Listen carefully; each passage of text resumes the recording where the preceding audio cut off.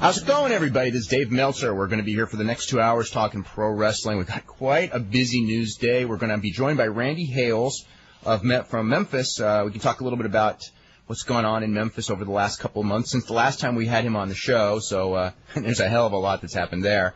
And we'll talk to him how he's doing. And we'll mainly be talking about the current wrestling scene, taking your phone calls. Of course, we couldn't do that yesterday because we had 5 guests. We have Brian here. And Brian, I personally really got a kick out of last night's show. I don't know, what anyone else thought, but I don't know. It was a lot of fun for me.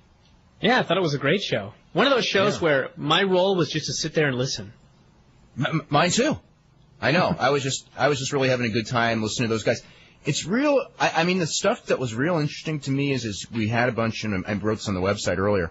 It was a bunch of guys. I mean, Ric Flair being the youngest at 52, and the rest of them in their 50s and 60s.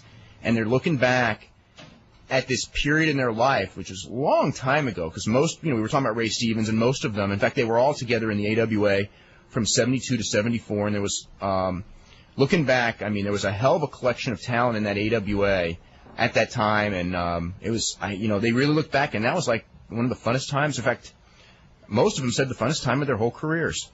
Mm-hmm. I mean, Heenan, probably had more fun, or talked about WWF in the 80s because, the money was obviously bigger, and Flair in the Four Horsemen days, but he said that this was the other one. Graham said it was, Graham and Bockwinkel and Bastien said that was the best time of their whole careers. So, it was very interesting, and, I kind of remember some of that period as a little kid reading about it. I didn't see a lot of it, but, I was glad to do that. We got a lot of news to talk about. The WWF released its year-end financial figures and quarterly financial figures, and the big stories, the way they're being framed that I've noticed, talk about and they did lose like $20.4 million in the final quarter of last year, which we knew because that was all the XFL losses. But the reality is that they're, for the year and for the quarter, the actual wrestling business was probably the strongest, not even probably, it was the strongest for profitability that they ever had, which, again, this ended April 30th, and it's, quite frankly, April 30th was a whole different ballgame than today. I mean, everything's totally different. This was the quarter that included the WrestleMania, which was the biggest show of all time, so that's another reason why. So, but it was also the quarter that included the XFL. No, but that's why they lost, at the end they lost money. But, yeah. I mean, if you take the XFL out, if you remove the XFL, and you're just looking at pro wrestling, what was their actual profitability? It's a $26 million profit for the quarter. I don't think they've ever done that one before. Mm-hmm. They've had some $20 million profitable quarters. I think they actually, you know what? They may have, but it was one of the most profitable quarters they ever had. Now, what does that mean for today? Because, again, it's a whole new ball game, and, they're either going to go, this thing with the WCW, obviously it's going to end up being either a big boom and a big turnaround of this current downtrend, or it's going to be a short-term boom and exacerbate the downtrend, in 6 to 9 months to 12 months. So what they did last year, it's funny, or even last month, it's kind of irrelevant, isn't it? Mm-hmm. $456 million grossed in a year. Think about that. Yep. And they can't afford Goldberg. Yeah, exactly. Yeah. They would have only grossed $450 million. No. They would still gross the same. Oh, thing. They would still gross the $456. That's right. Yeah. Yeah. For last year, it wouldn't have made a difference. For next year, would make the difference. Now they expect to rise 8 to 10%. I looked at some of their projections. Now here's one. When you look at their projections, that's really a tough one. Is they expect? Okay, they're going to be doing. They did last year roughly 200 house shows. And they averaged about 12,000 people per show. Okay, they are expecting this year to do 300 house shows, which would be basically 200 WFs and 100 WCWs, and they're expecting to maintain an average of 10,000, and that's going to be tough. You're already laughing, especially now, Yeah, I know. Maybe a year ago, if this thing had happened a year earlier, it might have been possible, but actually a year ago, if this would have happened, and then WCW still would have died, and we probably would have went into a rut anyway. So, who knows? Yeah, because the rut comes from one person. The rut came from lack of competition. Mm-hmm. And and then injuries and things like that. Looking back, I mean, the WWF saved itself. There's got to be some questions asked about Time Warner, about selling to the WWF, though, instead of some of those other people that bought. And because they lost the programming, and, that's like, that programming, I just don't, you look at, like, the way ratings are declining across the board for everyone, and you're taking a show that, delivers better than average ratings and just X-naying it. Yeah. I don't know. But anyway, that's another deal.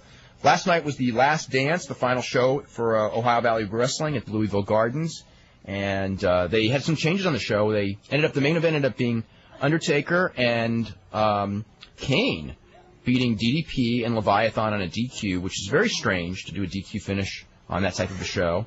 And it was originally supposed to be Undertaker and Leviathan with DDP as referee, and they switched that around. About 3,000 fans, maybe a little less, which I think that figure has to be a disappointment, but, I guess that's just the reality of promoting a non-WWF show. I mean, who can do that now? You know what I mean? Mm-hmm. Still, it's a non-WWF show, but they had a lot of big names that were supposed to be in, even if they had to change it at the last minute. Foley was supposed to be there, Kurt Angle, Undertaker, Page. Well, Page was announced at the last minute, yeah. But you're right, and Chris Jericho was there as well. Yeah, Jericho. Chris Jericho did a job for Flash, which was kind of interesting. And Perry Saturn and Dean Malenko lost to Brock Lesnar and Brian Keck, which is really interesting with Shelton Benjamin injured, the two amateur guys. Because Brian Keck is like so not ready for that position. It's just funny because I'm looking through these results here, and you have Brian Keck in the opener who lost his deal. He's getting the win right there. Skyscraper in the second match lost his deal. He gets the win there. It's like, what are they doing here? I don't know. I guess if they'll still stay around, it's no big deal. No, I don't think it'll stay around much longer. I think it's like a 30-day thing. Yeah. The current issue of Sports Illustrated that hits the newsstands today, and people will get in their mail tomorrow and the next day, has it's I guess it's a Where Are They Now issue, and they just go through like all kinds of former sports celebrities, and one of them, 2-page story on Wahoo McDaniel. I've not seen the story, but people told me it's a very good story, so that's something to look forward to. Today, UFC had its big press conference today at the Meadowlands and everything in New Jersey, and Al was there. So we should talk to Al in just a second about all that. Carmen Electra was there, and Al, I got a phone call this morning about the banter between Carmen Electra and Frank Shamrock, and we got to tell us what happened. Well, basically, guys, Frank asked Carmen, I guess, in regards to if she had she ever been submitted before. Did she have any knowledge of submissions and stuff? And basically she was like, no, and he was kind of like, inferring like, oh, would you be willing to try, learn? He was like, I'm an Ultimate Fighter, like that kind of thing. And she kind of played it off a little bit, but she looked like she was a little bit upset by the comment. Now, what about didn't he ask? She looked upset by the comment. Well, like who the hell are you? Like, what are you hitting on me? Like what's the story there? That kind of thing. Yeah. But didn't he ask like who her favorite was also? And she said Bruno Sammartino. Yeah, no. No, actually, she did. He did ask who her favorite was, and she kind of like, well, I don't know, and then she like kind of looked at Tito and, oh, the champ, That's what I was gonna say. Yeah, he because he was going like, oh my God, it's like she didn't know the name of the fighters because I tried to bail her out, after she didn't know what submissions were. Right. And he goes, so I asked her who's her favorite fighter, and she just goes, just hemming and hawing. She's looking at the poster, and then she just goes, the champ. Right. But it was funny because the champ. He's a bad boy. It was funny because I was sitting next to Shoni Carter, who's fighting tomorrow night against Pat Militic, and the first thing she said was, some comment along the lines of, it's a really like it's a real sport, like these guys really fight or something like that. Like she was like almost like surprised, and I looked at Shoni and I said, it is real, isn't it? Like that kind of like, right? It is. And he just looked and started laughing. The two of us busted out laughing, but it was, it was just one of those things where like, yeah, Carmen, you have been informed. Well, Carmen's sitting there going like, wasn't I supposed to drive the Hummer now? Right, exactly.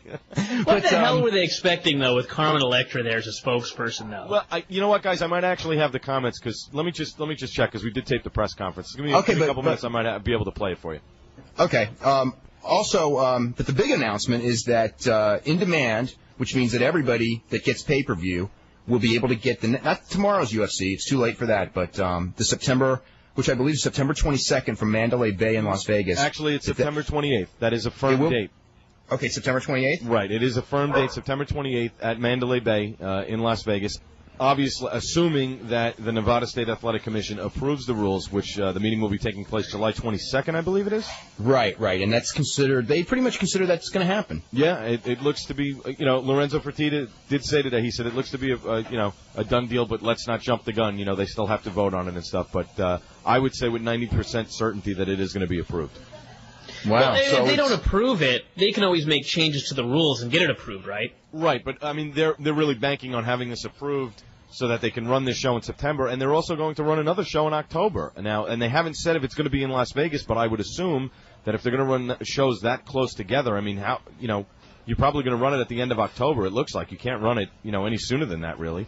No, you can't go less than 4 weeks between shows. Right. So I would assume that it's going to be again in Las Vegas. So this may be the last time we see it on the East Coast for a while, or at least this year. Well, this is. I tell you what, like the next 6 months for both pro wrestling and mixed martial arts. I mean, what an interesting period it's going to be for both of them. Because I mean, they got their big breakthrough, but that is no guarantee that that the public is going to come back. I mean, they're going to have to market it. They're going to have to create new stars. They're going to have to, educate the sports people to what this is and have it treated like it's a sport, like a big sporting event, like a big boxing match, which, I mean, it's all possible, but I mean, and there's going to be a competition too, because if they get on In Demand, I mean, Pride's going to get on In Demand, and there's other organizations that look like they're starting up. So that's going to be interesting. And I think the most important thing that they've got is that name recognition of being the UFC, because I just had a friend over last night, and he goes, do they even still run UFC in this country? And I said, yeah. And, he remembered it from the glory days. And I think if they do like a really strong marketing campaign, and if it's in all the magazines and everything like that, and it's available on regular cable, and people can give the first show a try, then if they have a hell of a show, then things are looking good. But ultimately, I still think they need television. I mean, like, not cable, but television to market the fighters like wrestling does. I mean, they got over, in 93 and 94, they got over on this uniqueness of this fantasy thing that everyone had that fantasy about. And then when people realized what it was, it's like, who would win between a sumo wrestler and a kung fu fighter and all of that crap, right? I mean, that's because that was the original draw of the shows. And then after a while... and the no-rules fighting that got him in trouble, that catchphrase. Right. The no rules, no stopping on blood and all that kind of stuff. Now that it's a regular sport, they need to have that boxing type of thing. And, boxing has, HBO After Dark, and the newspapers, cover like when the big fight's coming up. And that's how they draw their big pay-per-view buys, is the mainstream media hype. These guys have to figure out a way to cut in on that. Wrestling can do it on its own, as we see all the time, because it has its own television. There's one thing I want to mention also, but when we get back to that WWF thing, at the thing today, that presentation the WWF made, Linda McMahon said, and she's going to wish she never said this, that when they asked about the declining ratings of SmackDown, she said because there are too many SmackDown spoilers on the internet. And I'm just thinking, like, before, like in January, there was like, what was the difference when the ratings were, in the high fours? It's, now in July the whole been the difference ever? The internet has been running SmackDown spoilers since the day SmackDown started, and now in the last, since February, all of a sudden, that's the reason for a ratings decline. I mean, there's, that's like the TNN thing. It's like there's just no way, and I wish they wouldn't say things like that because. And then the other thing is I'm not sure, I haven't looked on their website, but somebody told me that on their own website they do spoilers. Oh yeah, they do. I've seen them before. So there you go. And see, one of the things is, though, it's kind of hard when you get asked a question like that, and the answer is, well, people have lost interest in our show. And, how do you really say that at a press conference? It's almost like they have to say something, but it's just, what do you really say that doesn't sound totally pathetic? Like, the SmackDown spoiler, so we put it on our own website. Just like that, when Jeff Hardy won the title from Hunter. I mean, they had it on the main page. They had a giant photo of it. They had the spoilers, Wednesday morning, everything. And now you go back and blame that for why people are watching the show. You know what you say?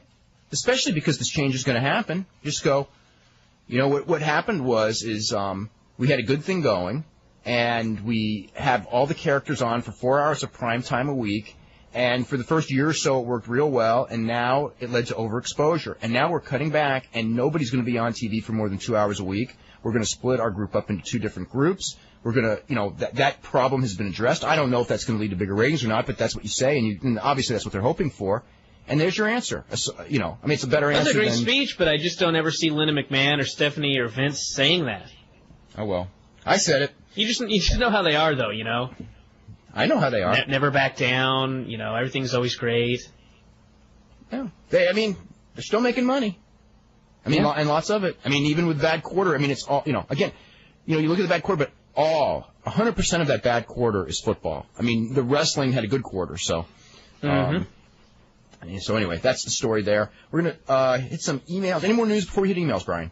I just thought it was so weird when I was looking at that quarterly report and they were talking about WrestleMania attendance and the 67,000 people or whatever, and I thought 67,000 people were at this wrestling show 3 or 4 months ago. 3 months? Look at it now. Two. Wait. That's right, it was April, May, June. Yeah. Yep. No, actually, it's almost 3. Still 67,000 people. Yeah. That means that we should be getting the final number on the pay-per-view. I'll have to ask about that. Because 90 days is when you usually get the real number. Mm-hmm. So anyway, this is from Dan Stab, who says, I think having WCW take over the Raw time slot is a huge mistake. I do feel WCW taking over SmackDown would be a great idea for one reason. It's taped. If you add the number of green guys plus the ring rust factor, the chances for mistakes are far more increased. People don't seem to get it yet. If it was straight WCW and WWF, that's a good point. And in fact, one of the reasons originally when they were going to do a lot less mixing of the two companies, that they wanted the Saturday night show taped was for that very reason. They wanted to tape it on Wednesday, so they had 3 days to post-produce it. But anyway, if you add the number of green guys plus the ring rust, the chance for mistakes are okay. If they take the Raw time slot, those mistakes will be there for the world to see.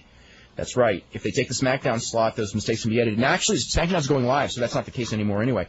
And we've joked about this. It doesn't matter. It's not going to be a straight WCW show. There's going to be green guys on both shows. And there's going to be WWF guys on both shows. Yeah. And we don't know who's going to be on what. That end of July is when they're going to be doing a lot of that mix. All right, that's going to make for some really interesting TV. But the one thing, as far as we've joked about is they've gotten so lucky. There have been so many SmackDowns where there have been mistakes. And on live Raws, for whatever reason, like God is on their side or something, there have been some mistakes, but not probably 1/3 as many. And now, they're not going to have that luxury. WCW used to always have the mistakes on the live show, and then WWF always had it on the tape show. Yeah. I think that, somebody hated Eric Bischoff. You know what I mean? Or maybe it's just subconsciously they're just more lax on SmackDown because they know that no matter what happens, they can fix it. You know what I mean? They don't have that real pressure there that they're going live. Yeah, well, or it may be God. Yeah, I don't know, but we're going to start. Well, we're going to know soon enough. I do think Vince though with the sold green his guy, soul to the devil. Yeah, that would confirm it. I don't think WCW is in a position right now where they can go live on a regular basis. Well, it's not. It's the one thing that everyone needs to do is think that it's not WCW, it's WWF. It's two WWFs. It's WCW is just a name that they're using, like NWO was a name. It's going to be a separate organization, but it's not like Booker T and Diamond Dallas Page are going to be the biggest stars there. Let's see. And then he goes, am I the only one? Oh, he's talking about that Linda McMahon comment. No, you're not the only one. And it was, I wish she hadn't said it, but she did. Let's see. Will Pride be on pay-per-view in September also? Al, I was going to ask you, at the press conference, did anyone from In Demand, make clear or say that it's, only UFC, will Pride or other organizations also be on In Demand? They just said UFC. They did not mention Pride or any other organization. Well, they wouldn't mention it at the press conference. Because somebody said that there was something said about exclusivity. Was anything said about exclusivity there? I did not hear any comments of that nature. So okay, so my feeling is that Pride would probably be, and because In Demand, they're looking for more events because the boxing revenue's down, the WWF revenue's up, but they lost ECW and WCW, so they're looking for more events to make money. So I would think that Pride would be on as well. The thing with Pride that they're going to have to do if they want to make it here is it's got to be. I don't know about live because of the time difference and everything like that. You can't do it live because it's 2 a.m. But I think that they have to get it not 3 weeks later. because I just think that by 3 weeks everyone kind of knows, and there's not that. I know, like when I have friends over and everything, they like Pride because they know the names more than UFC, but there's not any real intensity when you're watching it because you're watching something from 3 weeks ago, whereas the UFC, it's like every moment you're on your seat because you really don't know what's happening next, whereas, you know what I mean? But they still have the desire to buy it, though, right? Yeah, but that's only hard. I mean, the way I look at it is, if you have the Pride show and it's taped, you're going to have the hardcore fans that are going to know the results, but they're still going to want to buy it, and the casual fans aren't going to know the results, so it's not going to matter either way. Yeah, but they're not going to. I don't know. I think that you need a quicker turnover. I really do. I don't think the tape shows do well. I don't think even the hardcore fans. I think the super hardcore fans will buy a taped show, but I think that there's a group of fans that are interested in it, that do know about it, and will not buy a taped show just because they already know the result. Yeah, but that's almost the whole argument about SmackDown spoilers, though. But you're not paying. There's a difference. There's a difference between free and paying for it. It's free. I mean, for $24.95, are you going to pay for SmackDown? You know what I mean? When you know the results ahead of time. That's the difference.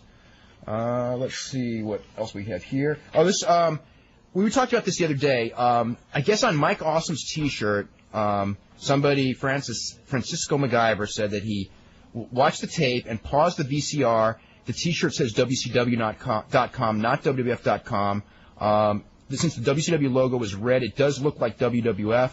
But when you freeze frame it, you can see that it actually is WCW. So one of those things, at least, isn't quite as bad as we thought. This is from Marcos, who says, yesterday you were talking about the problems between Mid-South and WCW backstage in 1987 when Watts Company was bought. Can you elaborate on this? I grew up watching Mid-South living in Oklahoma City. I remember just how excited I was when they merged with WCW. Well, the NWA, it wasn't WCW then. And then nothing happened. You mentioned some animosity concerning low-card placements of the Mid-South guys. What was the end result? Did it have anything to do why Steve Williams disappeared soon after the merger? What happened was Dusty, they booked the Mid-South guys, for the most part, to not be stars, both in their home territory and, on the big shows. They would have, like, a Mid-South main event feud and put it on second or third match on a 10-match card. And pretty much, it's all the things that we said, like, one of those things of like kind of like a role model of like what you don't do, and they did it all, and nobody cared about UWF like real quick because and Steve Williams lasted a little while with WCW as UWF Heavyweight Champion, but again, like that wasn't given any kind of parity with Ric Flair. I mean, there was this thing where everybody thought, they're going to build up Ric Flair and Steve Williams as this like dream match, and by the time they finished with Steve Williams, long before he ever got to Ric Flair, nobody even cared about Steve Williams, and then eventually he left. He never actually dropped the belt. I think he traded the belt for like 50-yard line tickets up to a football game or something. I think that's the old UWF belt. That's the story there. Now this is something. It says Linda McMahon stated WCW will not have a TV show. Is that true or false? Did she say that? I think what she said is they were not going to have a new television show for WCW, okay. And she didn't specify, but it was basically they're not going to create another 2 hours of programming in addition to Raw and SmackDown. And she never said either way anything about giving, Raw to WCW or whatever. I'm sure that she wanted to avoid saying that. Because of course. The minute she says it, everyone's going to know. Especially since they haven't shot the angle yet. Yep. This is Paul Bearer disappeared off WWF television. What happened to him? He works in the front office. He's part of the talent developmental program. He kind of scouts the guys and sees to make sure that, they're all doing okay. So that's why, Ohio Valley and Heartland Wrestling, which would be the new one. It's from Scott Woods, who goes, when WWF gives people like Christopher Daniels, Nova, Kid Cash, FBI, dark matches before Raw or SmackDown, does that mean they are interested in signing them, or is it a personal favor? It just means they're looking. In some cases, if they're on, it's just in some cases to warm up the crowd, and in some cases it's because they want to look at him. I mean, Christopher Daniels, I think, is just they know he's a talented guy, and they like to put him in, in one of those dark matches because he is. But if they had any interest in signing him, I think they would have. I mean, God knows you know what I mean? Yeah. I mean, for up here in Tacoma, they called Buddy, and he's going to be bringing 3 guys up, and they'll just, they're there. If they need him to warm up the crowd, they'll warm up the crowd. If they need him to get beat up by Kane and, whatever, they'll do that. And if not, they'll just sit back there and get their money and go home. Just extra bodies. Okay. Because I see your point that WWF needed to have a group of WCW guys come out and oppose the WWF right from the start. I mean, there's different ways of doing it. I was in agreement of the idea that they needed to rebuild that thing and build it up and not do any interpromotional until WCW was rebuilt. But the nature of how they're doing the TV, they had to put these guys on TV first because if they had just, because they weren't getting a new time slot. So because of how things changed, and they changed, I think the plan change that they made was the right plan change given how the market changed from their original plan. Okay, there's a problem. There are very few people from WCW that people may recognize. Everyone else from WCW are mid-carders, and people won't recognize them, would come off looking like WrestleMania when they had a group of WCW stars that didn't get good reaction. By the way, there was another hole in the storyline on Monday. After Booker T laid out McMahon, they played Booker T's entrance music. Well, that's true. They did. Did they? I didn't even notice that. His old music, the Harlem Heat music? The Harlem Heat music played, yeah. It sure did. Really? I didn't even notice that. Yep. Maybe we're so used to seeing him with that music, I didn't even think about it. Yeah. This is what Linda McMahon says. Major WWF-WCW confrontation at the pay-per-view, which we know. No TV for WCW. WCW will be integrated into current TV on Monday and Thursday. Without giving away any storylines, after Invasion, we will see some breakouts which challenge Monday and Thursday between two separate companies. Draw your own conclusion. So basically, she tried not to say anything. Yeah. Talked with TNN and MTV about creating an additional 2-hour show after all the costs. They settled on integration. If a spin-off of WCW made sense to MTV and TNN, then they are not ruling that out. If they feel they want to talk about it when that time arises, they will. In mid-August, SmackDown will go live on Thursday. She said this will prevent Internet sites from providing spoilers, which is true. Yes. Mid-August, is that before or after the Pillman show? That's early August, right? Like the 8th or something? Yeah, so it's right afterwards. Okay. This is a Thursday night. People were wondering about that. She talked about the tour idea of WWF running Monday, Tuesday, Thursday, WCW running Wednesday, Friday, Saturday. That is not the plan. I can tell you that right now. WCW's first pay-per-view is tentative for October, no date yet. They will judge from the buys of the October pay-per-view to find out, how often or many more they will do. They have more opportunity to do overseas events with the acquisition of WCW. It may stress their production crew, but they believe they can handle it. That means that they're going to have a new production crew if you're going to be taping some stuff overseas. You know what I mean? You can't have the same production crew. Well, I guess you could, but that would be a bear. Working Monday night in Tacoma and then Thursday night in Brisbane, Australia. Yeah, that'd be death. They really. I can just see this in about 3 months. There's going to be so many people just going absolutely insane, and they're going to have to have a new production. They're going to have a new everything. They're going to have to hire some new people, because there's going to be people burning out fierce. Okay. Yeah. Let me just go through this, and we're going to get to Randy Hales. They're shifting from home video to DVD, which that's interesting. Tough Enough soundtrack is set for September or October. Stephanie is not married. Okay, yeah, we knew that. The Rock will be paid. Not officially. Okay. Anyway, we got Randy Hales here. Randy, how are you today? I'm good, Dave. How's everybody? Hey. We're doing pretty good.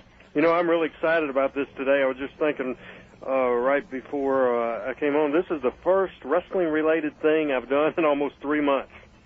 Is it really? It really is. Now, how long? It is. Now, you have taken a break at different points in your life from wrestling. Have you ever taken a break for 3 months, because basically your whole life since probably 10 years old has been wrestling.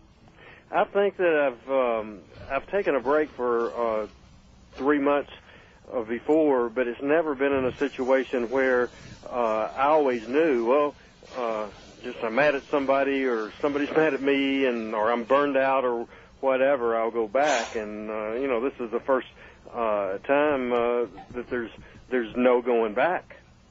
So you're really not I know there's no immediate going back, but are you looking at this like this is a big part of your life for 30 plus years and it's over, or are you looking at it like I'm going to stick, you know what I mean? How are you mentally with all this? I'm okay. It's tough. Memphis wrestling been part of my life as we've talked about before. For a long time, and I'm at the point now where I really think that Memphis wrestling, as we know it, is done. It's gone. It's no coming back. You never say never, and there's a slight possibility, but I think it's at the the point now that it's not going to happen. And it's at a point now where, and I feel for wrestlers and everybody, there's nowhere to go. Mm-hmm. Now, looking at the scene right now, okay, WWF just pulled out of Memphis Championship Wrestling after, I guess they may have another week or two or a couple weeks left on that deal, but it's basically done.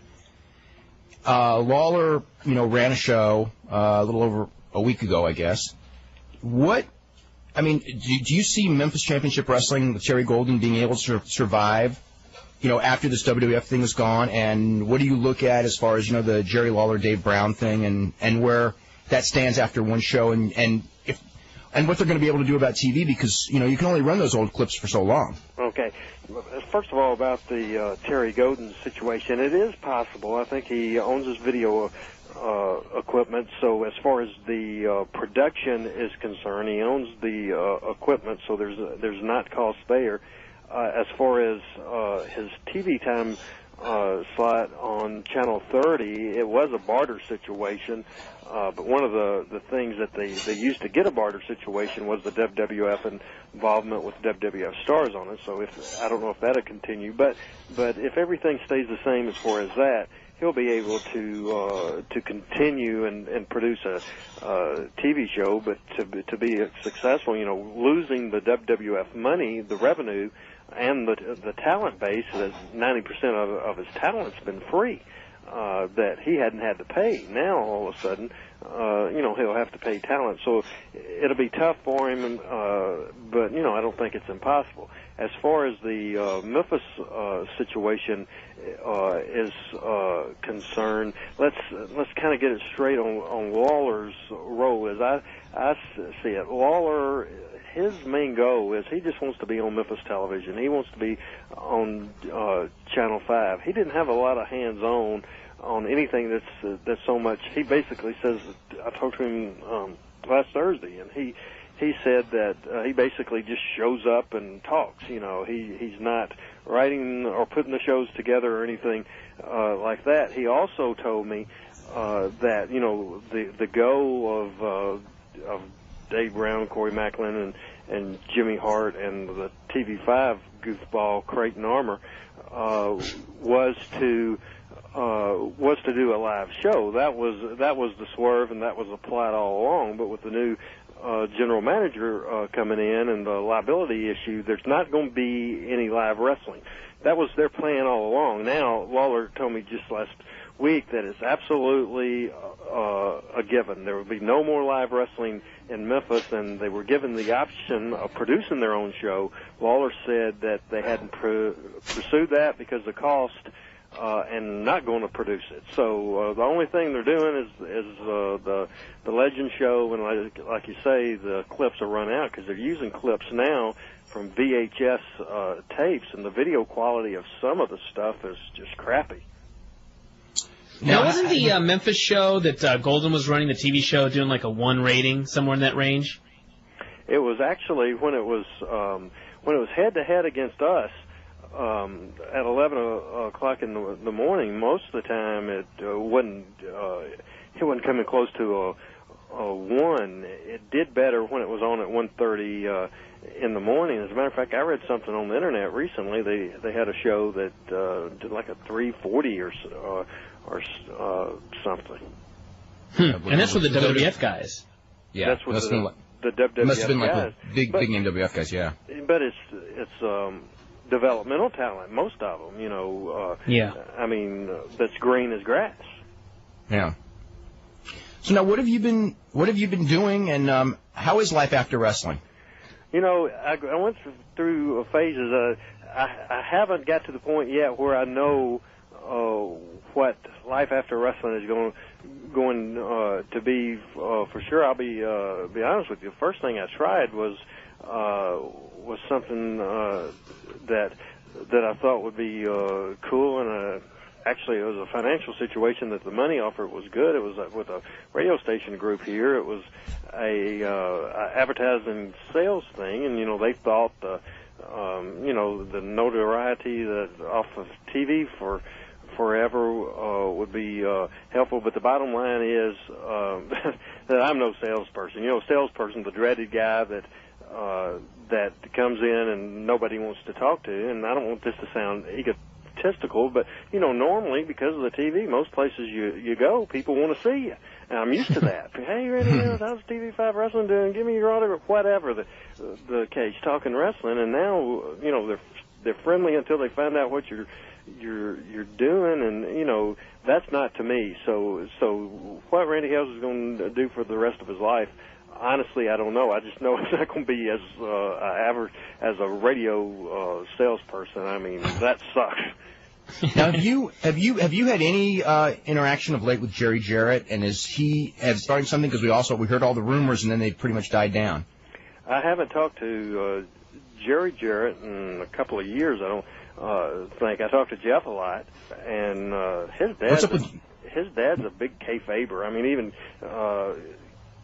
kayfabes him. Jeff did say that along the time with the WCW deal, he did tell me that his dad had some investors lined up and ready to go. But since the WWF ended up with WCW, Jeff hadn't said anything to me about his dad trying anything. Mm. How's Jeff doing?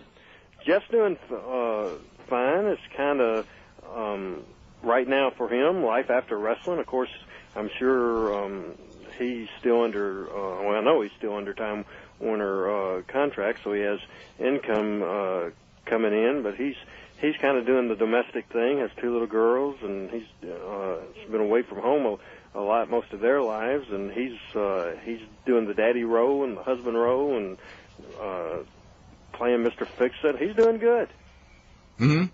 Well, he could always work for his father, too, in the land development, right? At one time, I believe, when he was out of the WWF at one period of time, I believe he went and got his real estate license. I'm almost positive on that, so that's a possibility.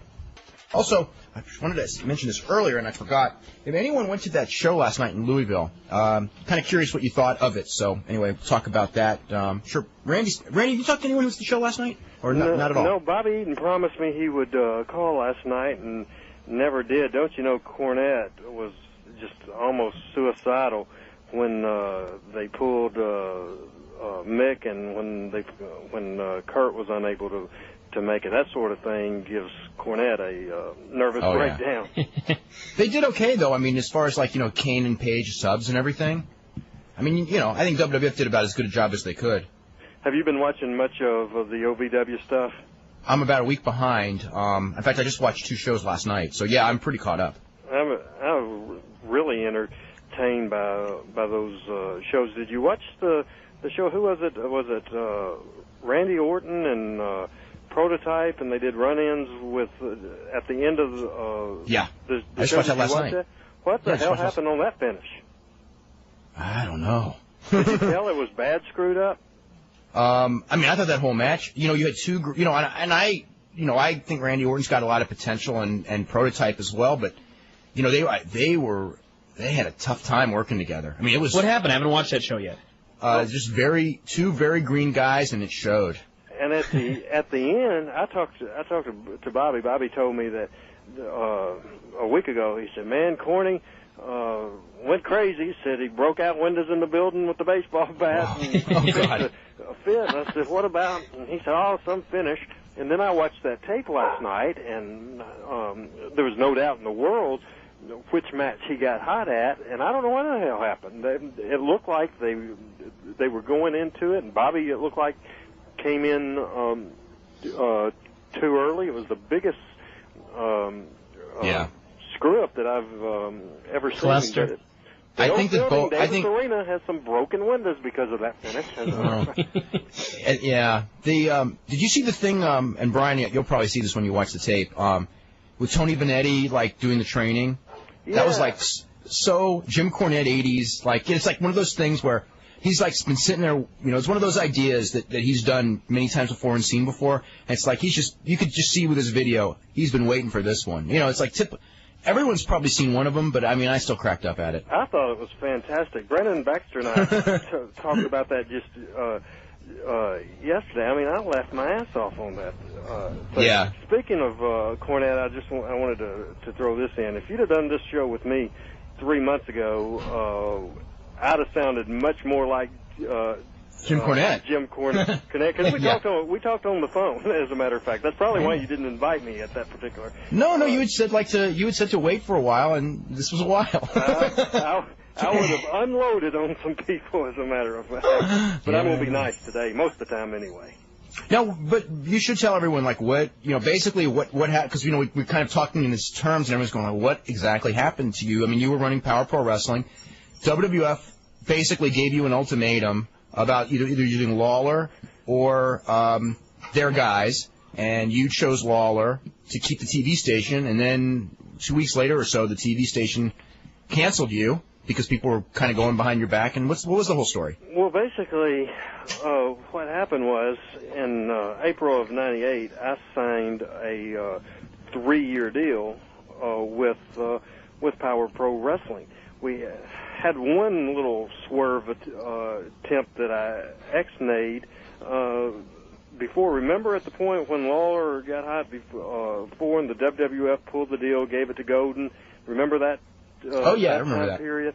I pursued a WCW deal at that point. I was going through Jeff Jarrett, and Jeff at the time was in with JJ and Russo, and I thought that was a pretty good little thing. Dave Brown called me, and for some reason, Corey Macklin. This is like a real good soap opera. This is like Dallas, to date myself, or Days of Our Lives today. This is like corporate intrigue and scandal. But what happened was somehow or another, Corey Macklin became buddies with Hart, and I don't know how, because Corey wasn't around when Hart was here for the 5 or 6 years. But anyway, so Dave Brown called me and said, "Hey," he said, "Jeff's the wrong person to talk to. Don't talk to him. Jimmy Hart. Corey's talking to Jimmy Hart." I said, "First of all, it's not Corey's company." I said, "Second of all, Hart won't help. Hart's a conniving son of a bitch, and everybody knows it." Here I go, right? Jim Cornette's on the air. But anyway, he said go through Hart. So I got Jeff went in to talk to JJ, and JJ said, "Well, Jeff, Jimmy Hart's already talking to me about this." Well, Jeff gets hot at me, right? Think I'm talking to Hart, which I'm not. And so they tried to go. They went to the TV station at that point with Hart and Corey, and they said, "Hey, WCW won't deal with Randy Hales, but they'll deal with Corey Macklin." Told the TV station this. Well, nobody in WCW knew who the hell Corey Macklin was, so that was a swerve. Corey had promised Hart money, but anyway, I had the contract, so that deal was ex-nayed quickly. That didn't happen. And this particular time, the contract was running out, and then even before the Lawler situation, had a new general manager of the station just like from February, and I was saying to Dave Brown, who works at the TV station, so Dave's advising me, and he's saying, "Well, right now is not the time. The guy just got in the building. He don't know us." Said, "Don't talk to him yet. It'd be a mistake." He said, "I'll talk to him." And so it went on, and I'm getting nervous because it's coming close to April, and Dave said, "I'm talking to the guy, and the guy loves wrestling, wants wrestling on the air." Then the Lawler situation came up with the WWF, and the WWF gave me the ultimatum, and Dave was on a conference call with me and Lawler, as a matter of fact. He said, "Let me talk to the general manager," and we'd already advertised Lawler for this particular show, and Dave said, "We've advertised Lawler, and the general manager says we'll be canceled immediately if we don't deliver Lawler." So then, finally, when they call me in a week before the contract runs out, this Creighton Armour, who's a buddy with Creighton Armour, another part of the scandal, he gives me the notice, and he says that he said one of the things is, he said, you've shown no interest in renewing the show, and that's my mistake. Dave never went to the general manager, which he told me he was, and I should have relied on myself, and and I didn't at that point. And then they told me, he said, well, we're having people bid on the shows, and unbeknownst to me, the people bidding on it was Dave Brown, Corey Macklin, and Jimmy Hart. And they had a meeting I gave my notice on a Saturday, but their plan was they thought, and they got swerved too, they thought they'd come right in with a live show, and then the new general manager was scared liability reasons, and so he said no show. He said, you can bring me a tape, but that's expensive. So that's pretty much it. I was a little naive, and people that I thought was closest to me got greedy, and they really think, this is the funny part is, they told Lawler this in the meeting. Lawler met with them, and they said, we don't have anything against Randy Hales. As a matter of fact, we want him to write the TV, but said we just think there's a lot of money out there, and we need to be making it. And with Randy running the company, we hadn't been making it. And Dave Brown was making $500 a week for 1 hour's worth of work, which I thought was pretty good. And Corey Macklin was making $2.5. And, they just wanted more, and they just think there's a ton of money to be made, and they'll figure out the realities of the world real quick. Well, the one thing that when this was all going down that we talked about is that, with Dave and Corey, they're unlike you. They don't really live in the wrestling business. They live in the real world, and the wrestling business is something they do on the sidelight, and they remember, hey, you know the history. We all know the history of Memphis wrestling, and there was period where thousands of people would come in week after week to the matches, and they're looking, going like, if it's done well. I mean, this is a city that did this and this, but it was a different world in those days. And you from promoting shows, I mean, what you can do and can't do right now. One little false vibe that they'll get is that they promoted, and locally they spent a lot of money on that Legend show, and they did real good. They drew $58,000. They did great, but Legend shows won't draw every time. Every couple of years is all at a draw, and I was told this. I don't know what kind of sponsorship money they had, but they just as far as Gates concerned, I was told they drew $58,000, and you know what the expense for the show, what they spent on the show? No, I don't know. $59,000. That's a grand loss. So what kind of business people were they? And now I'm sure they had sponsorship money, and it'll fall apart. I mean, it'll fall apart. Well, I mean, we both know. Aren't they claiming another show in August too? Isn't that in Nashville for Prentice? Isn't that what they're saying? I don't even know.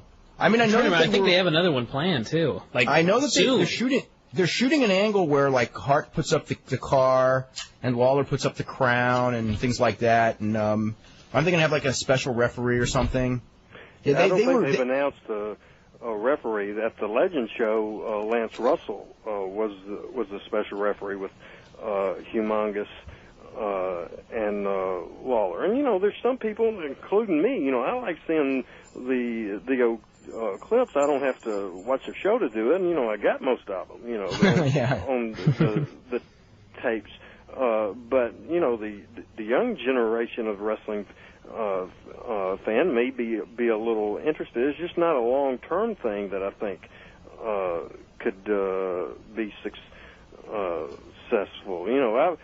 I don't care who it is. Even at this point, I probably sound bitter and hate their stinking guts. Still, I was screwed, and I told Lawler, I said, go do your best to try to save the TV, because I certainly, even if it would have been those goofballs that had it, I wanted that to continue, because that's one thing they don't understand, the passion of Memphis wrestling. I want it to continue even if I'm not involved with it, and they don't have that passion. The only people left that have that passion is me, Lawler, maybe Brian Christopher, Dundee. They just don't have that passion, and it just doesn't mean as much to them. Well, the one thing, that Memphis wrestling tradition, that was the last one. I mean, every other local, like there's the WWF, every other local wrestling tradition is done. Right. I mean, like there's, like the TV was long gone. I mean, Memphis outlasted everybody by, 10 years, realistically. And, one thing, we went last year to Cornette's 30th anniversary show, and I was just looking back over it actually a couple days ago. I was reading back in the old Observer and thinking about it, and you saw the TVs leading up to that. And, I mean, he pushed and pushed and pushed like Jackie Fargo and the Fabulous Ones and all those guys. And, you remember how big they were. And the reality was the people who were there, and I was sitting actually with Jimmy when those guys would come out. And, I mean, Fargo got a nice, polite reaction. But before Fargo, I mean, a couple other people came out, and there was no reaction. And, I mean, I was sitting there, and he's just going, if they don't react to Fargo, I'm going to, like, shoot myself. And they did. They did, so he didn't shoot himself. But it was real sad for him because, he, he remembered it so well, and it was such a big thing at the time. But, to the new wrestling fans, I mean, most of the people who were there to see Mick Foley and Kane. Right. That's what drew the house, no doubt. Oh, no, without a doubt. And, to them, I mean, they might have heard their parents talk about the Fabulous Ones, and it wasn't like when they came out there was no reaction, there was a reaction, but it was not that reaction. It was both sad and happy reaction. It was like when I talked to Stan afterwards, and it was like, for one day he got to, like, relive, like, that great period of his life, but also for that one day it was, like, so obvious that period was, like, over and never coming back. You know what I mean? And that's what's sad. To me, you asked me earlier about life after wrestling, and, just the way, and, I know there's a lot of guys, and they're all in the WWF making tons of money, but all these young talents are missing out. It's just unfortunate that the territorial system had to die, not just Memphis, but even though, with Power Pro, was never a territory. OVW is not a territory in the sense that it used to be. What happened when Lawler and Jarrett sold in that big soap opera back in '97, and then that's when the territory collapsed. If they wouldn't have sold it, it would always, I think, continued. But what talent's missing out on, and I got so frustrated. And as a matter of fact, I'm rambling here, but I was listening to your show yesterday, and Bonkwinkle and Bobby and everybody that you had on there, and you were hearing the stories, and it's so great, and the way it used to be in the car every day. And even in this territory, we were on the road 2,000 miles a week, and going to Memphis every Monday, and Louisville every Tuesday, and Evansville Wednesdays, and different places Thursday and Friday, Memphis TV Saturday, and Nashville Saturday night. And just the experience, not just the wrestling, the experience of being on the road is so great. And I used to tell the developmental talent, said, you're just really missing out. They would, on a Friday night, if they were in a town 80 miles from Memphis, and then have TV the next morning, they would bitch about it. They said, man, 80, 90 miles back to Memphis and have to get up to be at TV. And hell, I've been in Louisville on a Friday night and got back to Memphis at 7 o'clock in the morning and gone to television. It's just not the same, and I feel not getting that experience is bad for the future of the business. It's definitely a different business, and it's going to change. And it's going to change a lot over the next year. We just don't know how. A lot of phone calls here. I'm going to start with Todd in D.C. Todd, how are you today? I'm okay. How are you doing, Dave? Better than when I wrote you. Oh, that's good. Will you send me an email back about any update, or is there anything? There's nothing that I can talk about now, okay. But Yeah. Okay. And hey, Brian. Hey. Hey, Randy. Hey. Hi. I'm depressed by WWF, WCW, so I want to talk about that for a bit, and then I have two questions for Randy. First off, Dave, Brian, do you guys think that Vince has lost control of the locker room at this point? Not this early. It's a lot of weird things are going on, and I don't know if things are going on that he doesn't want or he does, because you don't know. Vince he's a clever guy, obviously. And sometimes he gets credit for being more clever than he is. And so you don't know if, like, some of the stuff that's happening with that kind of resentment going on is something that he wants, because a little bit of real resentment kind of makes for better television, unless it gets out of control like Bret Hart and Shawn Michaels. We talked about that a couple days ago with Bret and Shawn. I mean, Bret even gave an interview just like, I think it was like a year ago, saying, I really don't even hate Shawn Michaels anymore, because I look back now and I realize that a lot of this was Vince trying to work us against each other, and it worked. And I think that, like Dave said, Vince doesn't get, or he gets too much credit for being intelligent or whatever, but I think sometimes he doesn't get enough credit for some of the things that he does. So, I don't know what exactly he wants out of this right now. I mean, that Acolyte speech had some reality to it, and it was like, I thought it was like, wow, that was like pretty good TV. I'm not talking about just bitterness. I'm just talking about booking 101 mistakes. Like, that's different. See how. Well, number one, the WCW booking, but number two, like the Benoit and Jericho thing. Like, honestly, I don't see how Vince McMahon could make those decisions. Like, fundamentally, he made mistakes that he knew would draw less money, and like, there's something up with that.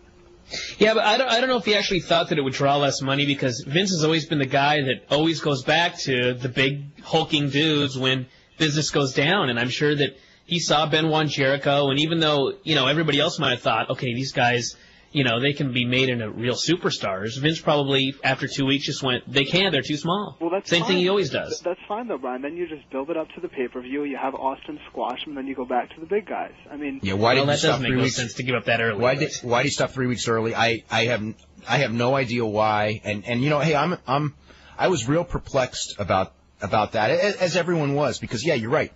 There's if you change your mind, you at least go full board till the pay-per-view, and then after the pay-per-view, you go, okay, I don't believe in it. And then, one thing I was thinking about, and I don't know if you guys would all notice this, because we all talk about the size of the ring and everything. I think that big ring makes guys look smaller than they really are. Oh, of course it does. Okay, and that makes it, and that's why I'm like really scared for some of these WCW guys, because I don't think anyone realizes how small some of these guys like Shan Moore are going to look. Because because we're used to them in that small ring and seeing them in there with Rey Mysterio and Elix Skipper and all these little guys, and when they show up, if they show up, because I don't, we don't even know how many, if they're ever going to even get anywhere near TV. But some of those guys, it's going to be scary. Well, just look at Tajiri when he's in the ring. I mean, you got Kane that is big enough that he can step over the top rope, and here's Tajiri who hits the turnbuckle, and his armpits are like they're on the top rope. He just looks tiny. And half the guys are going to look like that. Like, think of Jamie Noble. That dude is so small. Yeah. But they've got a lot bigger problems than just the small guys, though. I mean, they made 3 gigantic mistakes this week. And, I mean, at Madison Square Garden, nonetheless. Number one was the fact that they made Shane McMahon the person who fired the first shots in the war. Because if you're going to have WCW versus WWF, the thing you don't want to remember is not Shane McMahon going there and saying, we're going to, fire the shots in our war. This is not the guy you want as a mouthpiece for the organization, because he is in WCW. Everyone knows that he is in WCW. Then they went on, and they did the Booker T thing. He's been portrayed as a coward. This is your champion, a coward, not a guy who's, willing to fight Austin, but a guy who's, running around, ducking through the crowd and, hiding from him. This is a guy that, needs to be portrayed strong, and he's been portrayed weak. And then the worst of all is the fact that they're splitting up the shows, because there's no long-term planning. If they want to make this work, you need to have the guys, you need to have 2 opposition sides. If you just split up all the guys in the WWF versus WCW, where's the interpromotional stuff down the line? What you've done is you've just created 2 WWF shows that are exactly the same as now, except for the WCW guys interspersed in. And if they'd done right now, if they'd gone to the feud right now, and they just had, Scott Steiner versus, Austin, and Angle versus Booker T on the first show, and they just had the WWF guys squash them, at least that would draw 1 buy rate. They're not going to draw any buy rates, because by the time they've gone through this whole convoluted thing, no one's going to buy WWF versus WCW, and they're not going to get even 1 match out of the whole thing.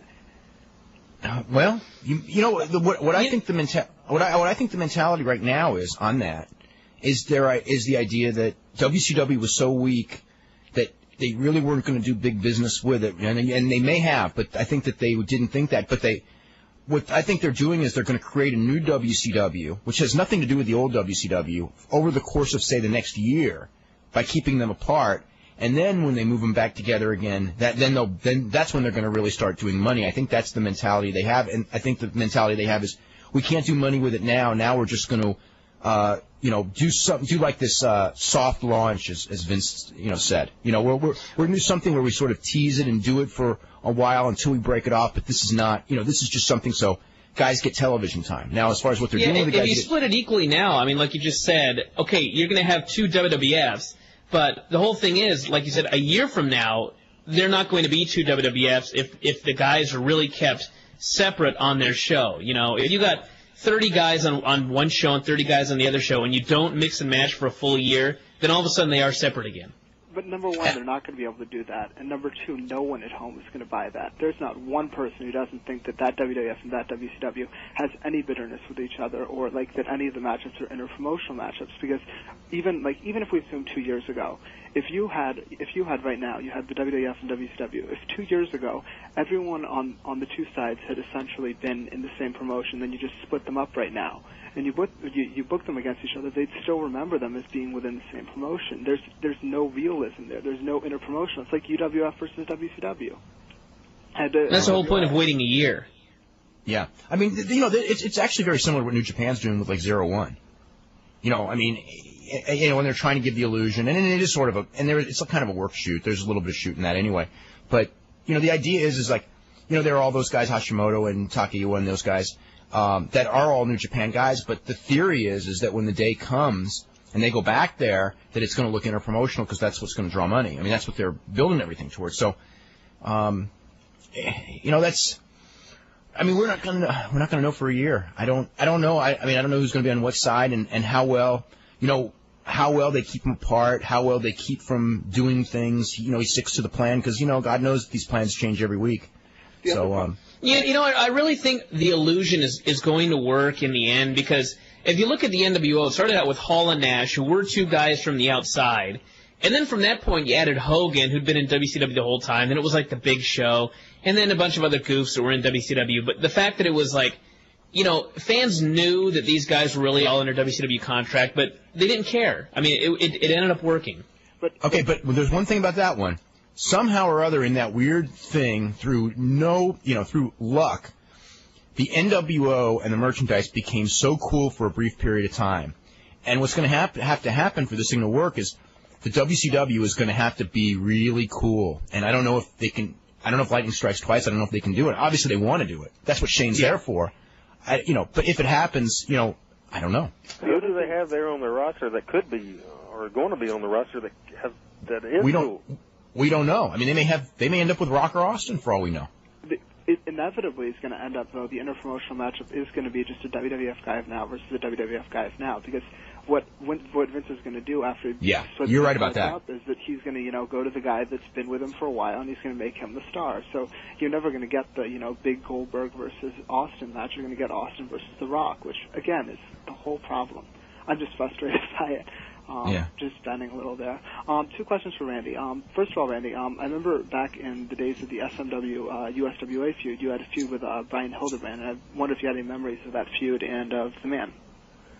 Okay, he was in. We did the Smoky Mountain USWA feud, and I believe you're right. It was 95. I think the first thing is that I think that I went up there. To Smoky Mountain was the heel. It was the first time I'd ever done a heel thing in my life. Mark could work like a son of a gun. I mean, he could go, and then I made him the spokesman and the manager down here, and he really never had the chance. I think he loved me for life because he was in a high profile situation on Memphis TV, and the thing drew money. I mean, it really did. We did good with the deal, and I think the thing I remember about Mark is that he was, or Brian, he was just tickled to death. He was, thrilled to be in the spot, and he would do whatever. He was just fantastic, and I was glad that he was able to have a great time because his enthusiasm. He wasn't making a lot of money here compared to what like the Rock and Roll and Buddy Landell and the other people we were bringing in, but he'd have paid me to do it. I mean, he really would have. I mean, so all the memories of him. As a matter of fact, I'm in my office right now, and I have a picture framed that's from Louisville, and I've got juice, and he's on top of me. I'm covered with blood, and it's from one of the wrestling magazines. And you could tell just he's in the picture. He's just kicking the shit out of me and smiling as big as he can. It was something that I'll always remember, and it was something that Brian, it was a very important part of his life. Oh, he was a great guy. And when we bring that name up, I start thinking about that. I mean, just all the conversations I had with him for so many years, and no, I could cry quick. That's a real sad situation. That big Foley chapter got to me in the second book. It got to me too. You know, the thing is, you know, and I guess if, you know, the little bit I was around him at the end, and then I talked to him on the phone fairly often, not weekly or nothing, but at the end, and, you know, like, you know, you call him up and you're sad, and you're just like, oh man, you know, and I remember like when he told me, you know, that, you know, the cancer had come back and it was like all over, and, you know, and I had actually one of his friends who called and goes, you know, he's not going to make it this time. And, you know, I called him up the next day, and, you know, I mean, it was just like, I know what you've heard. He goes, but, you know, it was like, it's not that bad. Everyone's exaggerating, you know, and then he just wanted to talk wrestling. I mean, it was just like, and we had a conversation like, I mean, looking back on it, I can't even believe it. But we just had you know, he was all worried about, God, you know, I mean, he was working for WCW at the time. It's like, you know, it's the same thing. It's like, God, you know, why don't they push Chris Benoit? You know what I mean? It's like, here's this guy dying, and he was a lot more concerned about why are they going to push Chris Benoit as opposed to, you know, it's just an amazing guy. That's the type of people I like. Wrestlers, referees, wrestling fans, internet, audio hosts, whatever. If you love the business and have respect for it and a passion for it, you're on my list. The people that don't have respect for it's on the shit list. And Mark Curtis, I mean, heck, I'm getting shook up just thinking about it. He loved this business. Yeah, he really did. Todd, thanks very much, okay? Okay. All right, let's go to Brian. Brian, what's up? Hey, how you doing, guys? Good. Really good. Well, first of all, I'm a very big fan of Edge and Christian. Uh-huh. I was wondering, do you think they could get another title shot? Tag shot? I mean, if they keep them together, they will. If they split them up, then they won't. I don't know what the long-term plan is because, you know, there's so much change that's going to be changing in the next month that, you know, and I don't know exactly where everybody falls in as far as like those mid-level guys. You know, and the whole thing with them too is they've teased this breakup so many times in the past and then just dropped it. Yeah. So, you know, who knows what'll happen here. Yeah, I think this time they're really going to have to do it, just for that reason you just said, Brian. Yeah. Yeah. Because I just recently, ran into them not too long ago. I was in Toronto. I was training with them.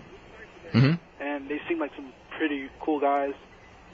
And you know, they did the show. You know, I like those guys because they're like what Randy was talking about. I mean, they're wrestling fans from the age of 10. They'll do anything to get over.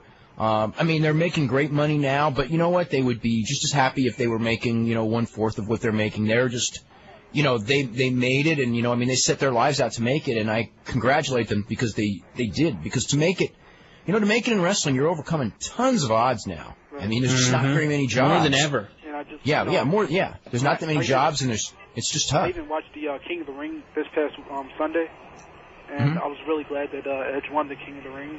And I didn't think he was going to do it, but I congratulate him for doing that. Well, it's, you know. He overcame the odds. Yeah. Well, I'm in a little traffic here, sorry. Okay, we actually have to get running to a commercial. Anything else real quick? No, I'm just glad that everything's going all right for Edge's person. I hope they get another title shot, because I'm from Toronto also. Okay. All right. No, that's where they grew up near there in Orangevale. Okay. Let's see. Have you seen the Muto Tenryu match from June 8th, and was it really 5 stars? The match aired on the 23rd on TV on New Japan TV, so I should get the tape most likely tomorrow or Saturday. So Monday. In its entirety? I don't know how much aired, but I'll bet you most of it aired. Yeah, because it's match of the year. I mean, like, everyone's pushing it for match of the year, so I think they're going to air almost the whole match. Who was it again? So, Muto and Tenryu. So, let's see. If SmackDown goes live, what will that mean to people like myself who watch SmackDown on tape delay on Saturday nights on WB? Most likely... You'll continue watching it on tape delay. If you don't have a UPN, it'll be the same thing. One thing that sucks, Dave, is I hate this new deal they're doing. If the information, if they're going to go with WCW on TNN. We don't get SmackDown. We don't get UPN here in Jonesboro. So you don't they have like a real strong UPN station in Memphis? It's not on this cable. I guess if I put an antenna up, I could probably get it. But just off our cable. Maybe you have AT&T cable like I do. I get about 4 channels. We get 60 channels, just no UPN. Jeez. Because the Memphis one, I used to get the nightly ratings, from market by market of SmackDown, and Memphis was always like doing a 13 rating for SmackDown. I wonder what it's doing now. Do you still get those numbers? I haven't got it, but I'm sure Memphis and Houston were like the 2 markets, and Miami was another one, which is funny because they don't draw well in Miami. But those were the markets that were like but Memphis was almost week after week the strongest market because it would beat Friends, it'd beat everything on in Memphis. Lawler used to say that all the time. He loved that fact.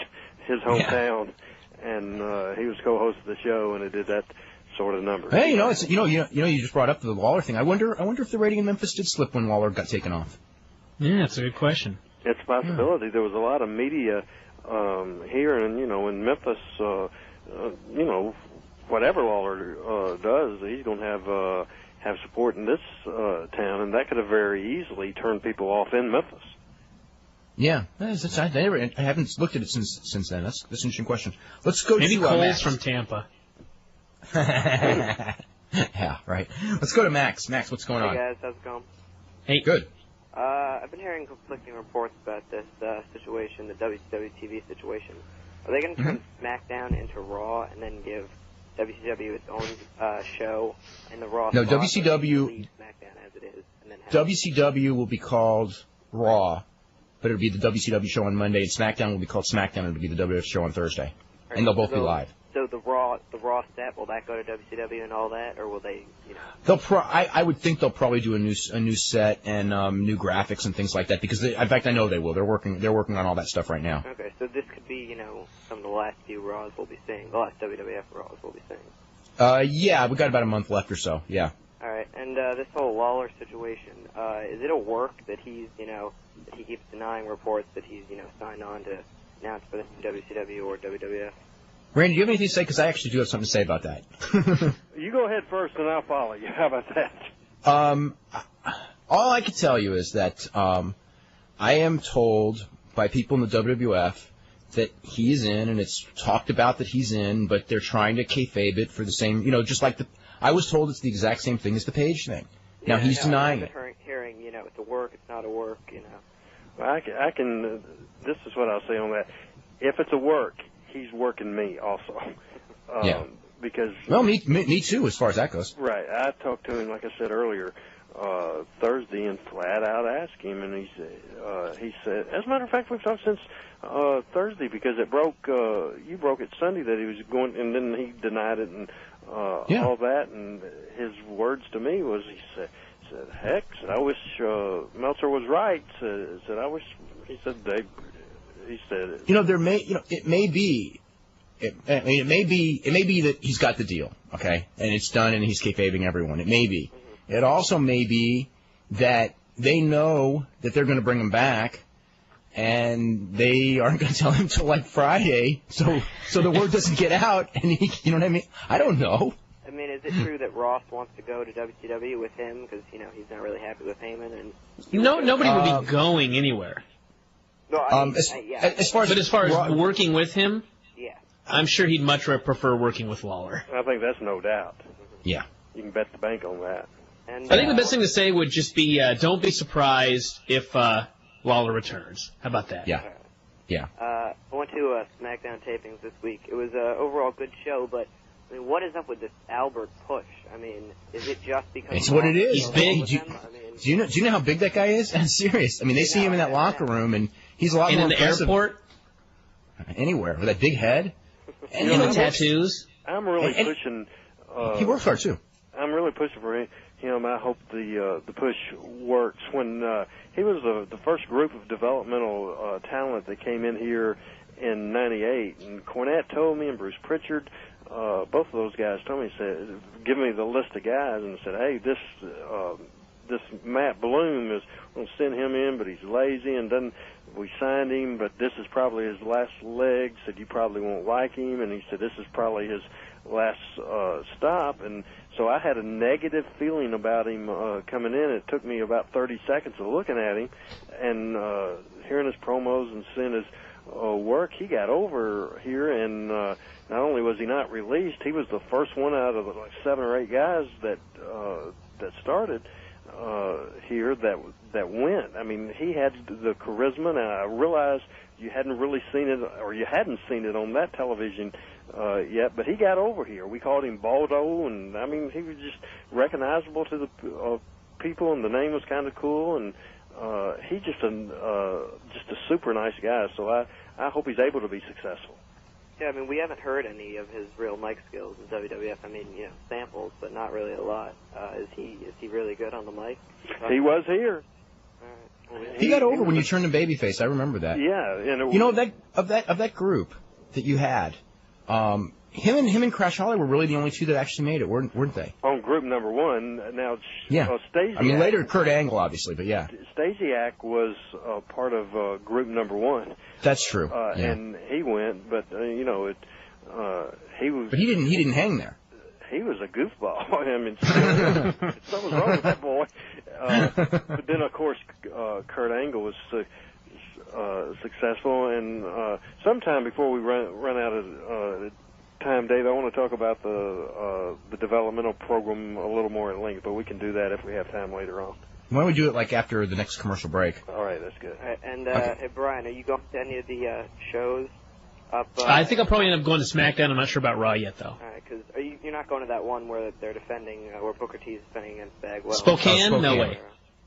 That's I don't even know where the hell Spokane is, but it's a long way away. But that is the first show where they'll be defending titles, right? Yes. Yeah. That's and the first that one. should continue throughout the TV week, or It's going to continue probably everywhere. Yeah, and all the house shows. They're going to be on all the house shows from this point forward. I think they want to make sure that those guys go on the road and earn their money, so to speak. all right. Thanks a lot, guys. Okay, very welcome. Let's go to Scott. Scott, what's up? Hey, how you guys doing? Hey. Really good. Just counting down the hours. Still tough enough. But, So am I. you know, I got to hand it to Edge. He won 2 matches in one night. Okay. He did, you know. I want to talk about, just basically like everyone else, the whole WWF, WCW thing. And, I'm kind of sick of people saying, like, oh, it's not fair. Now we don't have SmackDown anymore and stuff like that. Act like they're not going to get to see their WWF guys on TV. I mean, act like they're only going to. Well, the other thing also is that you still can watch those morning shows. Yeah. Like if you're in a market, I mean, those morning shows are going to recap everything anyway. It's not like, I mean, and the other one is UPN's in more homes than TNN. So, Yeah. So it's like if you want that name, if the name means something, because the crews are going to be split equally, there are people who are going to be out of luck a little bit, with each thing, because neither of them are in 100 million homes. But UPN's in far more homes than TNN. And TNN's in more homes than USA ever was when they run USA, which nobody seems to understand. That's another story. And part of the thing is that we get complaints from people that don't have UPN, and we get those complaints because they don't have UPN. We never hear from the vast majority of people that do get that station. So, I think it's just. There's that little group of guys that haven't been signed that everyone feels they need to get, like Flair and Goldberg and stuff like that. Now, do you guys think of anyone who who isn't really talked a lot about by the internet and stuff like that, as far as someone they should seriously think about bringing in? I mean, everyone's been talked about. You know what I mean? There's no secrets. Everyone knows the status of anyone. I mean, you could say, Jarrett. You could say Jarrett just because he's a solid guy. Not that they need him, but he's a good wrestler. I think Jarrett's a guy that basically, if you look at the last 2 years in WCW, the only guy who was a solid heel on top. I mean, as far as guys like Kevin Nash and DDP, who it's always said that these guys want to be cool. They don't want to be bad, And Jarrett was always a heel. He was always he always ran from the baby faces, unlike DDP, who never did, even if he was a heel. Yeah. But Jeff just worked hard, and that's what he brings to the plate, a work ethic. And he's been on national TV for how long? 8 years. He would help. Yeah, and a guy like Rob Van Dam, I think too, just being like a new face, because Because I mean, the guys like Lance Storm, Hugh Morris, who really got pushed in WCW, and not a lot of guys were watching. Like you could say right now, it's at the point where the vast majority of the wrestling fans, as far as WWF fans, have really no idea about Lance Storm or Lance Storm characters, and Hugh Morris and Stacy Keibler. So a guy like Rob Van Dam, or even maybe bringing in a developmental guy and pushing him as far as a new star in general, not just a WCW star, I think that'd be good too. I think they're all equal, because you know what? It doesn't matter what the people know today. It's how they portray them, because they're going to get over to WWF fans or they're not, and the fact that they're Rob Van Dam or Lance Storm, it's up to how WWF pushes them, because they're all fresh faces. I mean, Booker T, if they give Booker T a chance to be a superstar, it's a new promotion and it's new guys. People aren't going to go, oh, that Booker T wasn't a superstar over there. It's like he's a new guy now. He can be a superstar if he can hang and if they give him the chance. And if they don't give him the chance, they want. And Van Dam's the same. If they want to make Rob Van Dam a superstar, I mean, with all the, we know Rob's got his flaws and Rob's got his, strong points. If they want to make him a superstar, they will make him a superstar, and he may not make it, but that's not having anything to do with like his notoriety today or how many, like, say 12% of the people know him or 20% of the people know him the day he walks out, or 80% know him, because once they're on that TV and people will, learn who they are, and if they're pushed like they're big dogs, the people generally react to you like they're supposed to. Yeah, it was like Jericho at the beginning. I mean, he was total mid-carder in WCW, but they gave him the superstar treatment his first night in. So he was a superstar for about a day, and then they buried him. Yeah, I mean, it was weird with Jericho, because, I mean, he basically never really jumped higher than, the first 3 matches in WCW. Then he got so much buzz when, the time period in between when he left and when he was going to WWF. And then they brought him in. His first promo was against The Rock. And it was so weird, because it's not like he was a big star in WCW, And the people, if you remember that night, because I sure remember it clearly, there was a percentage of the fans that were going absolutely bonkers for him, just waiting for this. And then there was a lot of them who really didn't get it, but within about a month or two, because they would hear that big reaction to him, everybody else kind of figured he must be something big. Yeah. And then they still drop the ball on him, but that's why I say about Van Dam. Van Dam will come out, and those ECW fans and people who know him will make a lot of noise for him, and then it's up to him if he can hang, and up to them if they allow it to happen, because they cut off people's legs too. And what do you guys think of right now? Because this is what I've been seeing as far as Raw. Now, I haven't heard about SmackDown spoilers, and I kind of don't want to, but I mean, as far as Raw, the way they did the whole Booker T and Kurt Angle and Austin angle, it kind of seems like they're taking a route where the main WWF guys, including Austin, should be portrayed as faces, and then so should the WCW guys, but they should be faces to their own audiences and heels to the opposite, rather than, Austin is a heel and Booker T is a face in both companies. I don't think still trying to figure that out, actually. Because, I mean, Austin's comments on Booker T, he goes, you want to ask me a question? An axe is something you cut wood with. And I just started cracking up because this was really funny. And it's like, this guy's supposed to be your heel, and he's cutting this promo on Booker T that's really making everybody laugh and really making him look like an idiot. And it's like, I don't know why they're doing this if they want Austin as a heel.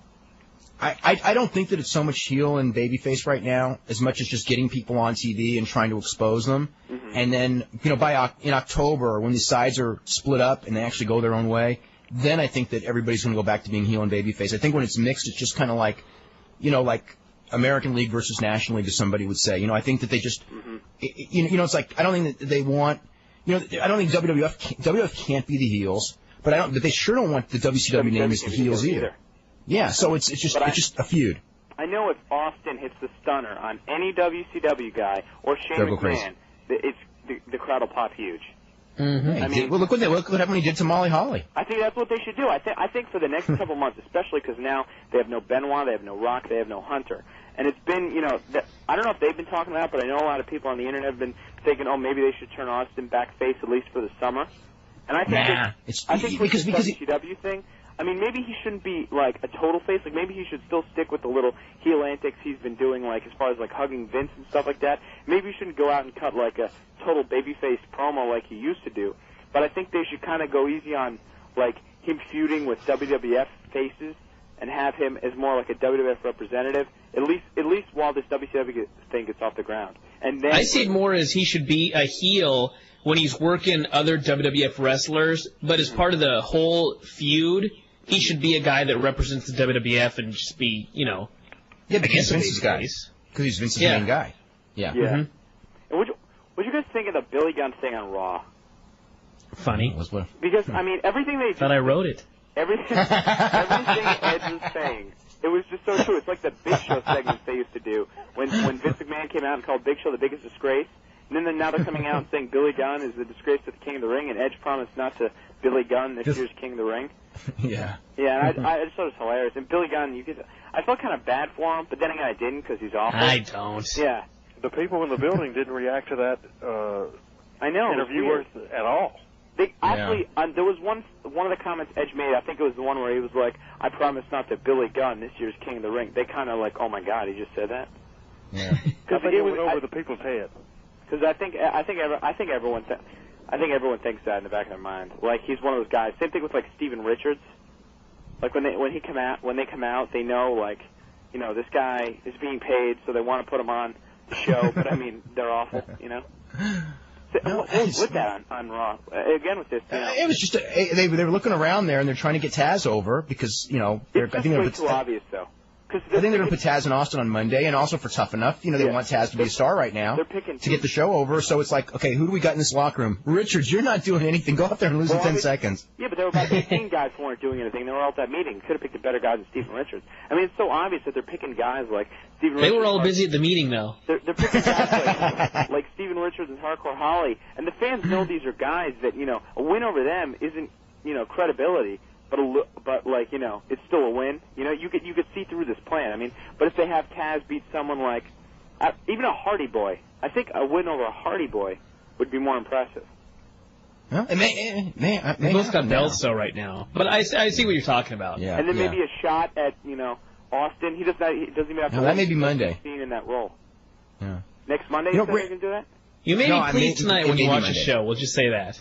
Yeah, it may be Monday. Well, I'm really excited for both Tough Enough and SmackDown tonight. Because, I mean, I don't think they delivered at all. As far as everyone was talking last weekend about how King of the Ring, they need to do this huge WCW angle. Then they don't do it. And everyone's talking Monday, they need to do this huge WCW angle. And then, in my opinion, Monday they didn't deliver either. So tonight, I'm really hoping they do. Well, rumor has it that they did. So the stuff on Monday, as far as Booker T getting that hideous axe kick on Vince McMahon, nonetheless. I mean, guys like Vince and Shane. I mean, it's just, at least for me, them getting in the mix with WCW guys isn't that big of a deal. I want to see a WWF guy hit a WCW guy. You know, as far as to kick this thing off, I don't want to. Well, I'm sure by Monday we're going to see it. Actually, we're going to see it tonight. So hopefully. And then, did you guys hear that? One of the dark matches tonight. Maybe I'm thinking too much into this, but Low-Key wrestled another local guy, right? Mike Sullivan. And he won. Yeah. And I just thought it was weird because, I mean, you know, that Low-Key's not a fine guy, but he won. Well, what if Mike Sullivan won? Yeah. But, I mean, it's just, is that... It doesn't really matter. Isn't that kind of uncommon? No, not at all. That happens a lot? Yeah, when they do dark matches with two unsigned guys, one of them's going to win, yeah. And they do that, you know, on tryout matches all the time. Okay, yeah, because, I mean, every other match Loki's wrestled so far he's lost, so I just thought there might be something into this. Because I think he's one of the guys that would be perfect for as far as WCW. Well, at least the whole WCW. Now that they're going to be mixing WWF guys in, I don't know, but... I sense that they're really not looking at adding new people right now. I mean, if someone great comes along, sure, but, you know, like a guy like Low-Key, maybe they will take him, but, I mean, you know, you have not seen a lot of big roster additions of late. In fact, you know, you've just seen a whole rash of cutbacks just in the last week, so... Yeah. Got a couple of emails I want to read, but before we do that, I want to talk, Randy, two things. First of all, you actually booked interpromotional angles before. We talked about the Smoky Mountain thing, which was actually real entertaining television. What's the pluses and the minuses, and from your experience, what do they need to look out for, and how do they need to handle it? I mean, one of the things that you guys did was... Hold on. That's really bad that just happened. But anyway, go ahead with that, Randy. Basically, we did it twice. I did it twice here. We did it with World Class at one point and USWA, and it was not successful.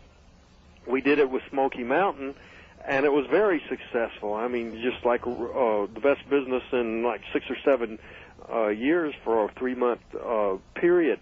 The World Class situation didn't work, except for Kerry Von Erich, we went with talent that nobody knew.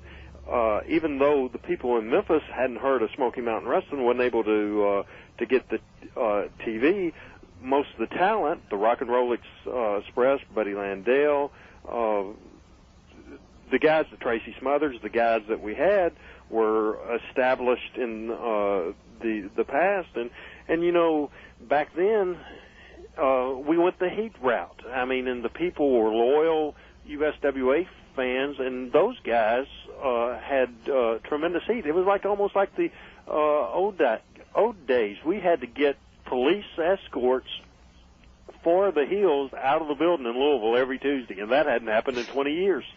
I don't know if that kind of killing type of heat would work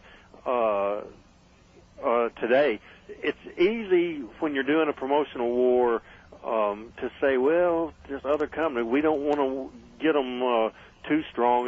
It'll hurt our guys. If your talent is over in the first place, if your talent is you got them over, then it won't hurt them. If they're not over, it's not going to draw anyway. If you have people not over, you know they're not going to draw. So you have to have talent that's over, but then when you bring in the opposition group, you got to push the hell out of them, and they got to destroy your crew in the beginning. But this situation they're into, you know, it's so unique.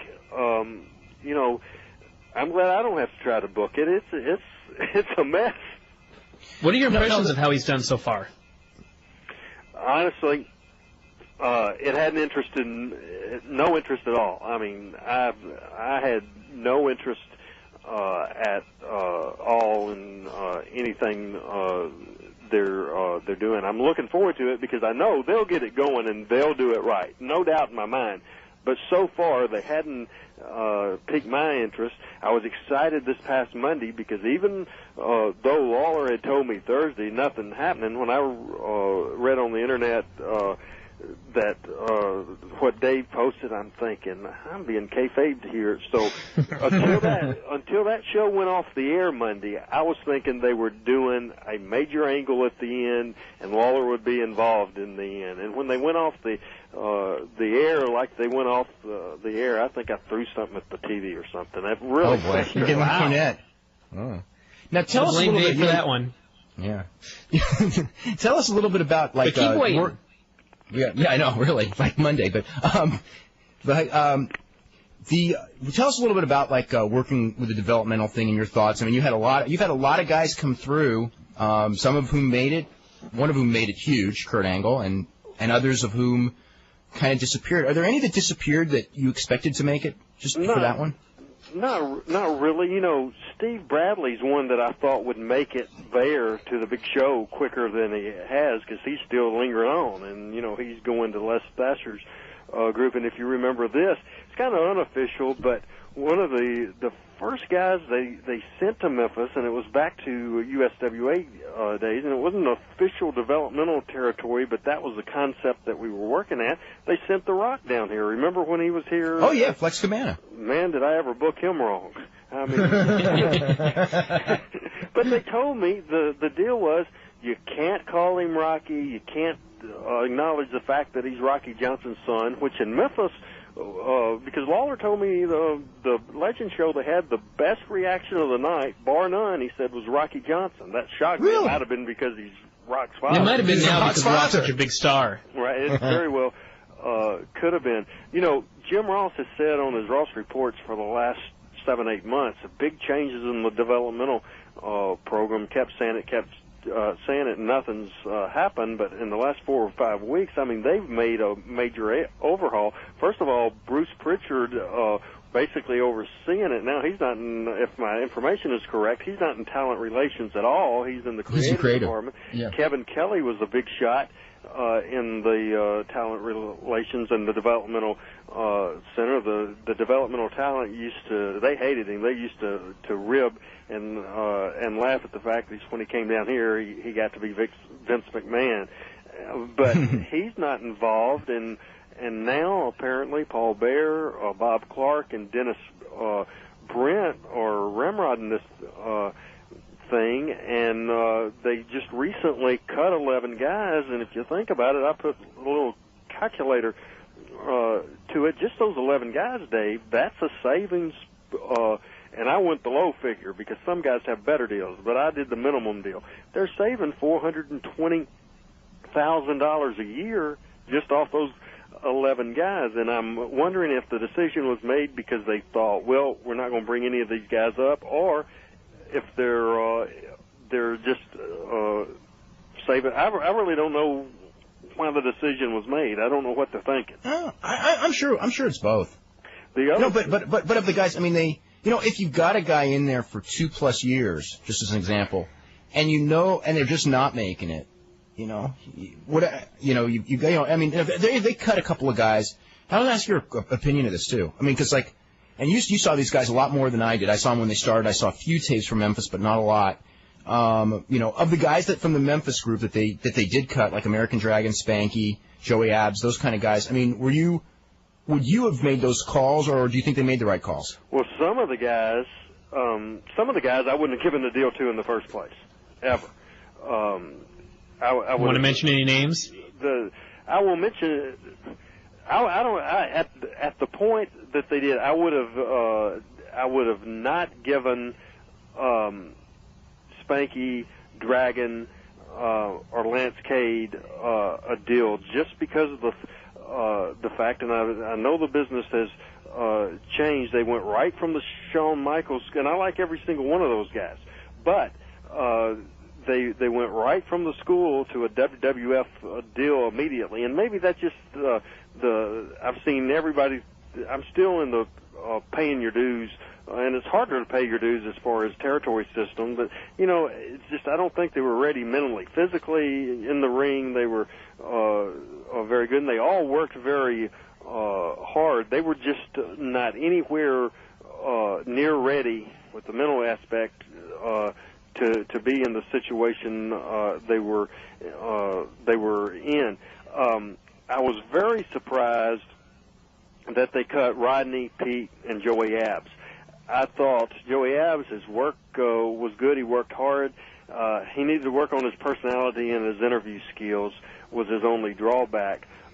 Pete and Rodney, from where they were when they debuted as the Mean Street Posse, I mean, they'd really come along. I thought Rodney had great personality, great interview skills, and I thought both of those guys, I would not have cut those two guys, and probably wouldn't have cut Joey Abs either. The other thing that I think is that when the rumor was that Vince was going to buy WCW, all the developmental guys were thrilled to death. Oh, that's great, that's great, that's great. In my mind, I'm thinking, that's not so great for you. Man, they don't know the business. Yeah, that's the thing. And I used to say all the time, I tell all of this, and when you get older, and right now I'm approaching 40, I don't want to get to the point where I'm like a lot of the people that I used to knock.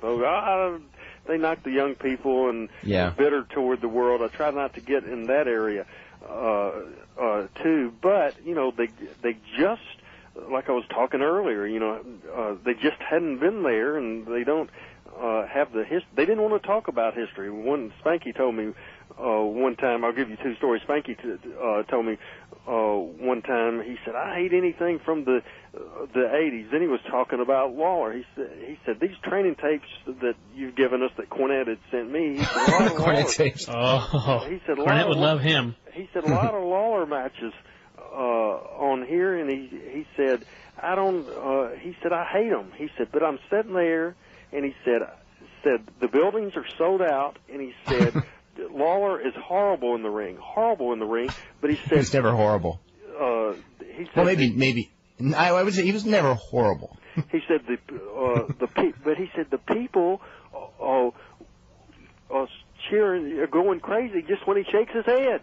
He said, I don't understand it. I said, it's because he was over, and he wasn't horrible. I said, he was great. And I said, as a matter of fact, you go out to the shows now, and maybe 300 or 400 people, but he still gets the best reaction of the night, and he knows how to manipulate the people. As for a good, funny story on the American Dragon, we were in the training school, and he was working with somebody, and I had him working heel, and we would have these matches for drills, and so I walked up to him. Now, he's a heel, and I walk up to him. This is the sort of thing, Cornette would have beat him up with a baseball bat. if Cornette would have heard this. He would have been greatly offended.